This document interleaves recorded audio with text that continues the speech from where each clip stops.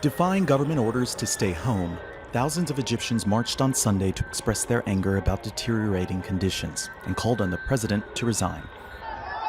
South of the capital Cairo and Giza, demonstrators were heard chanting against the military. Police later fired tear gas to disperse the crowd of stone throwers. Security was heightened ahead of the demonstrations after actor and businessman turned opposition figure Muhammad Ali called for mass protests against President Abdel Fattah al-Sisi from exile in Spain.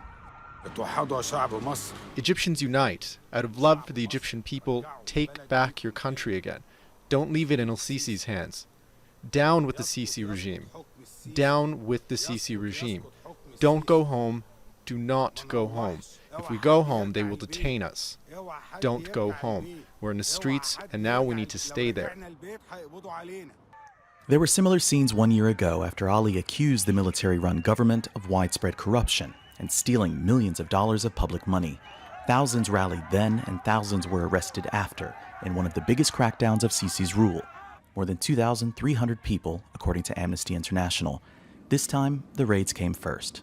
There were over 1,000 preemptive detentions at metro stations and bus stations in areas like this, and there's been a crackdown, arrests of intellectuals, university students, common citizens, all to preempt larger protests.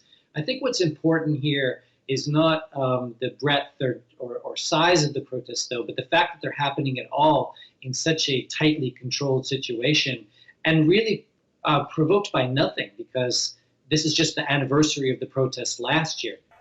Some answered Ali's call to march, but not the millions he'd hoped for. Still, it's proven that many Egyptians will find a way to vent their frustrations and call for change, no matter the cost. Andrew Chappelle, Al Jazeera.